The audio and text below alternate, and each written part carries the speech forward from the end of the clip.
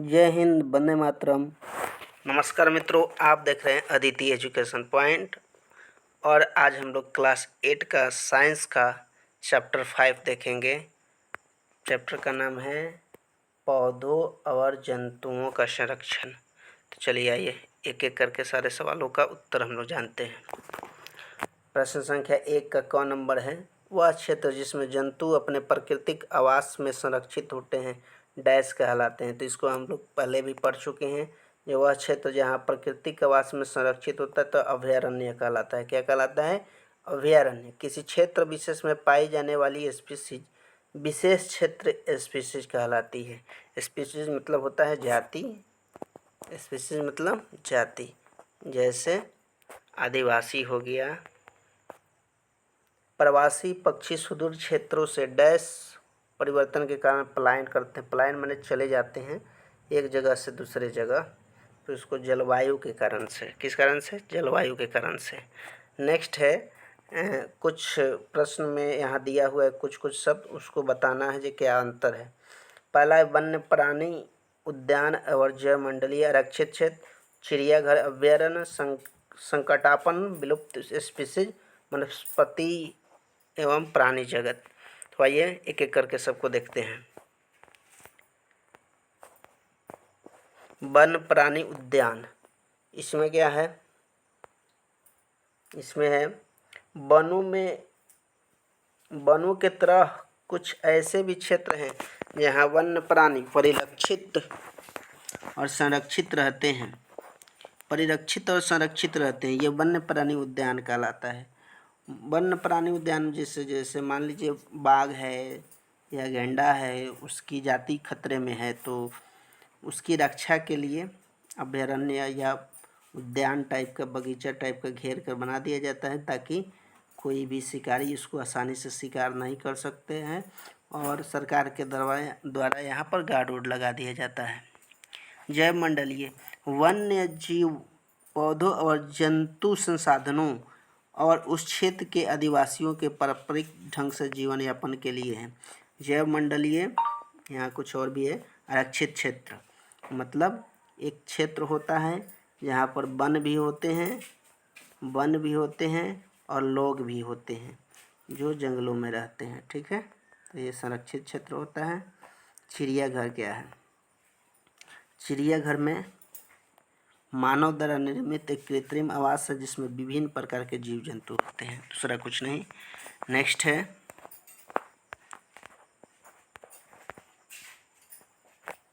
Next है चिड़ियाघर में वन्य प्राणी अपनी इच्छा से भ्रमण नहीं कर सकते। इसमें अधिकतर जीव पिंजरों में कैद होते हैं। जो जैसे इसको बनाने का उद्देश्य क्या है? जो जीवों को रक्षा किया जा सके और इसको बाउंड्री किया हुआ रहता है सभी जगह से। प्लस में जो खतरनाक जानवर है जैसे शेर हो गया, लायन हो गया, तो उसको घेर कर पिंजरे में, बाघ हो गया उसको भी पिंजरे में बंद करके रखा जाता है ताकि किसी आम पब्लिक पर हमला नहीं कर दे। 3 नंबर है चिड़ियाघर अन्य प्राणियों के लिए अधिक आरामदायक स्थान नहीं है। क्यों? क्योंकि यहाँ पर जितना भोजन उन्हें आहार के रूप में चाहिए उतना प्राप्त नहीं हो पाता है। प्लस जो आज़ादी चाहिए उन्हें जंगल में घूमने का, वो आज़ादी उनका बंधित हो जाता है। अभयारण्य क्या होता है? तो अभयारण्य के बारे में जानेंगे। वह स्थान जहाँ जंतु एवं उनके आवास किसी भी प्रकार के विक्षोभ से पूरी तरह से सुरक्षित रहते हैं। ये भी एक तरह का चिड़ियाघर ही है, लेकिन ये थोड़ा सा बहुत बड़ा होता है और जंगली क्षेत्र होता है। इसमें कोई बाउंड्री वगैरह नहीं रहती है, बस आप प्रॉपर क्षेत्र को घेर दिया जाता है और घेरने के बाद इसके अंदर जो जीव पलते हैं उनकी सुरक्षा दी जाती है, तो इसको अभयारण्य कहते हैं। यहाँ प्राकृतिक आवास होता है, कोई भी जीव अपनी इच्छा से भ्रमण कर सकता है क्योंकि बाउंड्री बहुत दूर में होती है, लगभग 10 किलोमीटर, 20 किलोमीटर, 50 किलोमीटर तक भी हो सकता है। ठीक है, चलिए नेक्स्ट है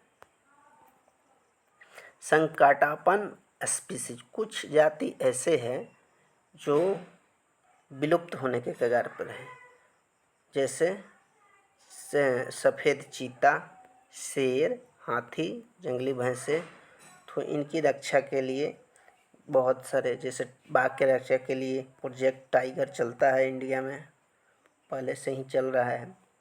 तो इससे इस प्रकार के जंगली जीवों की रक्षा के लिए बहुत प्रकार के प्रोजेक्ट चलाए जाते हैं। विलुप्त स्पीशीज, कुछ स्पीशीज ऐसे हैं जो बिल्कुल विलुप्त हो गए हैं, जैसे डायनासोर के बारे में दे रखा है। और इसके अलावा देखिए हमारे भारत से गिद्ध भी काफ़ी मात्रा में नुकसान हो रहे हैं। इसके बाद जुगनू आप लोग देखे होंगे, जुगनू जिसको हम लोग जोनी भी कहते हैं भोजपुरी भाषा में, ये भी धीरे धीरे ख़त्म हो रही है। वनस्पति जात, ये विशेष क्षेत्र में पाए जाने वाले पेड़ पौधे हैं, उस क्षेत्र के वनस्पति जात कहते हैं। जैसे हमारे यहाँ जैसे कश्मीर में सेब होता है, तो वो कश्मीर से रिलेटिव है। नारियल, केरला में नारियल होता है, तो ये उससे रिलेटेड है। ठीक है, चलिए नेक्स्ट देखेंगे। प्राणी जात क्या होता है? तो किसी विशेष क्षेत्र में पाए जाने वाले जीव जंतु उस क्षेत्र के प्राणी जात कहलाते हैं। तो आगे देखते हैं नेक्स्ट क्या है। वन उन्मूलन का प्रभाव पर चर्चा कीजिए। वन्य प्राणियों पर क्या प्रभाव पड़ेगा, ये देखते हैं। वन प्राणी पर वन उन्मूलन का प्रभाव, वनों से लगातार वन क्षेत्र समाप्त होते जा रहे हैं, जिनसे प्राणियों का आवास क्षेत्र भी समाप्त होता जा रहा है। आवास न मिलने के कारण कुछ प्राणी मर भी जाते हैं तथा अन्य किसी दूसरे क्षेत्र तरफ दौड़ते हैं, जिससे उस क्षेत्रों के जीवों पर भी प्रभाव पड़ता है। इस प्रकार वनोन्मूलन का सबसे अधिकतर प्रभाव वन्य प्राणियों पर है। अब जहाँ वनों की कटाई होगी, मान लीजिए कोई उद्योग धंधा बढ़ाना है, तो वहाँ की सबसे पहले जो भी जीव मौजूद थे उनका आवास टूटेगा और वे इधर उधर भटकेंगे। इस कारण से बहुत सारे प्राणी मर भी जाते हैं। दूसरा है गांव में क्या प्रभाव पड़ेगा? तो हम जानते हैं कि हमारे पर्यावरण में प्राणी जगत तथा वनस्पति जगत दोनों आपस में अनेक पर्यावरणीय साधनों के बीच संतुलन बनाए रखते हैं। यदि वन, जिन्हें हम पर्यावरण की फेफड़ा कहते हैं, काट दिए जाए तो पर्यावरण दूषित हो जाएगा, जिसकी वजह से हमें ऑक्सीजन जो चाहिए भरपूर मात्रा में मिलेगा नहीं, और वायुमंडल में CO2 की मात्रा, ग्रीन हाउस प्रभाव जैसे बहुत सारे दिक्कतें आना शुरू कर जाएंगी।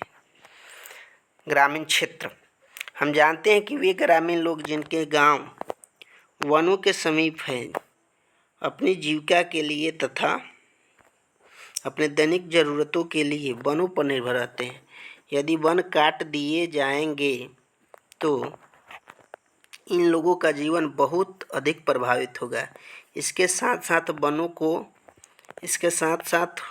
वनों को काटने पर फैला पर्यावरण प्रदूषण तथा असंतुलन ग्रामीण तथा शहरी दोनों क्षेत्रों को प्रभावित करता है। अब जहाँ वन की कटाई होगी वहाँ प्रदूषण तो होगा ही, ये जाहिर सी बात है कि वहाँ प्रदूषण होगा। तो जब प्रदूषण होगा तो इसका सीधा प्रभाव है ओटो में कमी होगा तो सांस लेने में दिक्कत, फेफड़े की समस्या, बहुत सारी गंभीर बीमारियाँ होती हैं। शहरी क्षेत्र में क्या इसका प्रभाव पड़ता है? तो देखिए, शहरी क्षेत्रों में चलने वाली फैक्ट्रियाँ, वनों से प्राप्त की गई कच्चे पदार्थ की प्रयोग किया जाता है। यदि वन समाप्त हो गए तो शहरों में औद्योगिकरण सबसे अधिक प्रभावित होगा। साथ ही वन उन्मूलन के कारण ग्रीन हाउस प्रभाव, हम बताए थे शुरू में भी, ग्रीन हाउस प्रभाव भी शहरी क्षेत्रों को बहुत अधिक प्रभावित करता है। मतलब वायुमंडल में गर्मी बढ़ जाएगी और परेशानियाँ शुरू हो जाएंगी। अंगनमा है पृथ्वी पर क्या पड़ेगा प्रभाव? तो देखिए, पृथ्वी पर CO2 तथा O2 के बीच संतुलन अगर बनाए रखना है तो वनों का होना बहुत ज़रूरी है। इसलिए वन उन्मूलन पर CO2 की मात्रा अधिक होने के कारण ग्रीन हाउस प्रभाव उत्पन्न हो जाएगा, पृथ्वी का ताप बढ़ जाएगा और संपूर्ण जीवन उससे प्रभावित होगा। नेक्स्ट है अगली पीढ़ी का क्या प्रभाव पड़ेगा? तो वन हमारे प्राकृतिक संसाधनों में से एक है। हमारा यह कर्तव्य बनता है कि हम अपनी प्रकृति धरोहर को अगली पीढ़ी के लिए बचा कर रखें। अगर वन ऐसे ही वनों का दोहन होते रहा तो आने वाली पीढ़ी में वन कम पड़ जाएंगे, जिससे बहुत सारी समस्याएं हो जाएंगी। क्या होगा यदि हम वृक्षों की कटाई करते रहें? किसी जंतु का आवास बाधित हो, मिट्टी की परत अनावरित हो जाए। चलिए 3 प्रश्नों का उत्तर बारी बारी से जानने का प्रयास करते हैं। क नंबर है,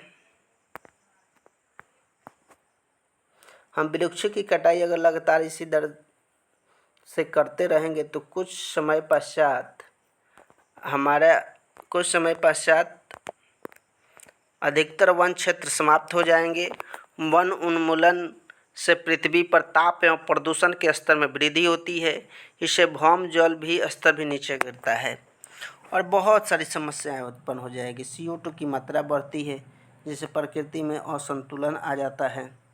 यदि वनों को कटाई अनवरत चलती रहे तो वर्षा भूमि भी उर्वरता में कमी आ जाएगी, बाढ़ की स्थिति पैदा हो जाएगी, सूखा और प्राकृतिक आपदा जैसे कई बीमारियां घर कर जाएंगी। इसलिए वन के उन्मूलन पर रोक लगना चाहिए। यदि किसी जंतु का आवास बाधित होता है तो उसका अस्तित्व पर सबसे बड़ा खतरा पैदा हो जाता है, क्योंकि बिना आवास के वो कितना दिन सर्वाइव कर पाएगा। इसीलिए जीव का आवास होना बहुत ज़रूरी है। नेक्स्ट है ग नंबर है, यदि मिट्टी की ऊपरी परत अनावरित हो जाए तो मिट्टी की परत हटने से उसके नीचे कठोर चट्टानें दिखाई देने लगेंगी। इसमें मृदा में ह्यूमस की मात्रा में कमी आएगी, उर्वरा शक्ति कमज़ोर हो जाएगा, धीरे धीरे मरुस्थल बनना शुरू हो जाएगा। यह मरुस्थलीकरण कहलाता है। मतलब अगर मिट्टी की परतें ख़त्म हुई तो नीचे का जो चट्टान है वो चट्टान दिखने लगेंगे और चट्टानों पर खेती तो हो नहीं सकती, इसलिए मरुस्थल की स्थिति बन जाएगी। संक्षेप में उत्तर दीजिए। चलिए कुछ प्रश्न हैं। क नंबर है, प्रश्न संख्या क है, हम जैव विविधता का संरक्षण क्यों करना चाहिए? दूसरा, संरक्षित वन भी वन्य जंतुओं के लिए पूर्ण रूप से सुरक्षित नहीं है, क्यों? कुछ आदिवासी वन पर निर्भर करते हैं, कैसे? रेड डाटा बुक क्या है? प्रवास से आप क्या समझते हैं? 5 प्रश्न का उत्तर हम लोग आगे देखेंगे। चलिए क नंबर है, हमें हमारी जैव विविधता को बचाना चाहिए, क्योंकि एकल जैव पृथ्वी पर अस्तित्व संभव नहीं है। केवल एक ही जीव रहेगा तो वो खाएगा क्या? इसलिए आहार श्रृंखला टूटना नहीं चाहिए। अगर आहार श्रृंखला टूटता है तो बहुत क्षति हो सकती है। ठीक है। अब आहार श्रृंखला क्या होता है? जैसे एक छोटा सा श्रृंखला समझ लीजिए। घास को कौन खाता है? खरगोश खाता है। खरगोश को कौन खाता है? खरगोश है। खरगोश को कौन खाता है? तो खरगोश जो है, खरगोश को कुत्ता खाता है। कुत्ता को कौन खा जाएगा? शेर खा जाएगा। तो इसमें से कोई भी एक प्रजाति को आप ख़त्म कर दीजिएगा तो आने वाली प्रजाति खतरे में आ जाएगी। इसीलिए यह जरूरी है। ख नंबर, संरक्षित वन भी वन्य जंतुओं के लिए पूरी तरह से सुरक्षित नहीं, क्योंकि कुछ लालची लोग अपने निजी फायदा के लिए यहाँ पर रहने वाले जानवरों का शिकार करते हैं। इसीलिए हम कह सकते हैं कि संरक्षित वन भी वन प्राणियों के लिए अब सुरक्षित नहीं रहे। अगर आदिवासी लोग वनों या वनों के निकट रहने वाले लोग होते हैं, ये लोग अपनी आवश्यकता की पूर्ति के लिए वनों से प्राप्त उत्पादों से करते हैं। ठीक है। इस प्रकार हम कह सकते हैं कि कुछ आदिवासी वनों पर निर्भर होते हैं। जैसे आदिवासी है तो जंगलों से कुछ सूखी लकड़ियाँ काट कर अपना खाना बनाते हैं, कुछ काट कर अपना घर बनाते हैं, कुछ लोग फल लाते हैं। तो ये सारे चीज़ें आदिवासी भी करते हैं। नेक्स्ट है वन उन्मूलन के कारक। तो वन उन्मूलन का अर्थ है वनों को समाप्त करने पर प्राप्त भूमि अन्य कारणों के लिए उपयोग करना। जैसे वनों की कटाई होगी तो वहाँ पर कृषि होगा, वनों की कटाई होगी तो वहाँ पर उद्योग धंधे बैठाए जाएंगे, वनों की कटाई होगी तो वहाँ पर फर्नीचर और ईंधन का रूप में उपयोग होगा। ये तीनों चीज़ यहाँ लिखा हुआ भी है, आप लोग देख सकते हैं। चलिए वन उन्मूलन के प्रभाव। तब चलिए वन उन्मूलन के पृथ्वी पर ताप बढ़ जाता है, प्रदूषण बढ़ जाता है, भौम स्तर नीचे गिर जाता है, भूमि की उर्वरता में कमी आती है। इसके साथ ही सूखे जैसे बाढ़ जैसे संभावना होती है। रेड डाटा बुक क्या है? तो रेड डाटा बुक में संकटापन्न स्पीशीज का रिकॉर्ड रखा जाता है। जो प्रजाति अभी खत्म होने के कगार पर है उनके बारे में इसमें लिखा जाता है, एंट्री करके रखा जाता है। ठीक है, आगे नेक्स्ट देखेंगे। 6 नंबर प्रवास। प्रवास वह परिघटना है। 6 नंबर प्रवास वह परिघटना है जिसमें किसी स्पीशीज अपने आवास से किसी अन्य आवास में हर वर्ष विशेष अवधि में विशेष प्रजनन हेतु चला जाता है। अब जैसे मान लीजिए कोयल है, कोयल अपना अंडा अपने घोंसले में देती है, लेकिन उसकी रक्षा करने के लिए अपने अंडे को वो शिफ्ट कर देती है किसके पास? कौवा के घोंसले में, क्योंकि कौवा उसको नुकसान पहुंचाने का चेष्टा करता है। तो इसी को हम क्या कर सकते हैं? कोयल ने अपना प्रवास कर लिया, मतलब कोयल जो थी अब कहाँ चले गई? कौवे के घोंसले में। ठीक है, आगे है फैक्ट्रियों की आवास की मांग की आपूर्ति हेतु वनों की अनवरत कटाई हो रही है। इन परिघटनाओं के लिए वृक्षों की कटाई कहाँ तक संभव है? न्याय संगत है? चर्चा कीजिए। तो देखिए, फैक्ट्रिया आवास की मांग आपूर्ति के लिए अनवरत कटाई हो रही है, न्याय संगत नहीं है। क्यों नहीं है? कि वन हमारा अमूल्य धरोहर है, प्राकृतिक संसाधनों में से एक है, इसलिए हमें इसे संरक्षित रहना चाहिए। प्लस में हमें ओटो देता है, वर्षा देता है। ठीक है, और जीवन में पुनरुत्थान के लिए फर्नीचर वगैरह भी बनता है इससे। ठीक है, और कल कारखाने भी इससे बनते हैं। तो इसकी कटाई पे रोक लगनी चाहिए। ठीक है ना, नहीं तो ग्रीन हाउस का प्रभाव होगा और बहुत सारे प्रकार की क्षति हो सकता है। नेक्स्ट है 7 नंबर, अपने स्थानीय क्षेत्र में हरियाली बनाए रखने के लिए आप किस प्रकार का योगदान दे सकते हैं? अपने द्वारा दी जाने वाली क्रियाओं की सूची तैयार कीजिए। तो चलिए कुछ कार्य है जिसको हम कर सकते हैं। अधिक से अधिक पेड़ लगाकर, सड़कों के किनारे पेड़ लगाकर, कम से कम पेड़ों की कटाई करके, पार्क आदि बनवा करके, कागज बचा करके, लोगों को अधिक वृक्षारोपण के लिए जागरूक करके। तो ये कुछ स्टेप हैं जिसके द्वारा हम वन उन्मूलन को रोक लगा सकते हैं। चलिए नेक्स्ट क्वेश्चन है, वन उन्मूलन से वर्षा दर किस प्रकार कम हुई है? समझाइए। चलिए ये देखते हैं। तो देखिए, वन उन्मूलन का सीधा प्रभाव है कि CO2 बढ़ेगा। जहाँ CO2 बढ़ेगा वहाँ पर इसके परिणाम स्वरूप उष्णन की स्थिति पैदा हो जाएगी, ताप में वृद्धि हो गई, जल संतुलन बिगड़ जाएगा जल चक्र का, जिसकी वजह से क्या होगा? बहुत दिक्कतें हो सकती हैं। चलिए नेक्स्ट प्रश्न है, प्रश्न संख्या 9, अपने राज्य के राष्ट्रीय उद्यानों के विषय में एक सूचना एकत्र कीजिए। भारत के रेखा मानचित्र में उनकी स्थिति दर्शाइए। चलिए ये एक प्रोजेक्ट है आप लोगों को। ठीक है, राष्ट्रीय उद्यान के विषय में एक सूचना एकत्र कीजिए, कहाँ कहाँ कौन कौन सा उद्यान है। तो आप लोगों को भारत का नक्शा बनाना है और उसमें, ठीक है, उसमें जो जहाँ चीज़ है वहाँ जो उद्यान जहाँ है उस राज्य के सामने उसको लिखना है। तो ये प्रोजेक्ट वर्क है, बुक से देख के आप लोगों को बना लेना है।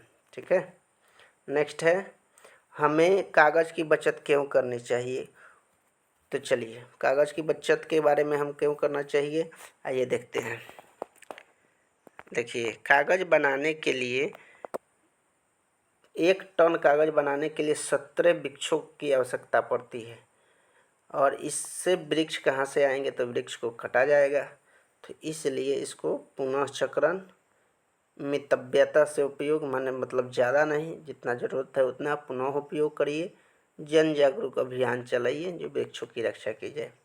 दी गई पहेली का शब्द चुनकर पूरा कीजिए। ठीक है, तो देखिए इसका कुछ नहीं करना है, बस ये नीचे भर दिया गया है। इस लाइन में आ गया आपका रेड डाटा बुक। ठीक है, इधर से आ गया संकटापन। ठीक है, 1 नंबर, इधर 2 नंबर है जैव विविधता, और 4 नंबर क्या हो गया इधर से, विशेष क्षेत्रीय। ठीक है, तो इसको आप लोगों को नोट कर लेना है। आशा करते हैं आप लोगों को समझ में आया होगा, और इसी तरह आप लोग अपना प्यारा और सहयोग बनाए रखिए। धन्यवाद।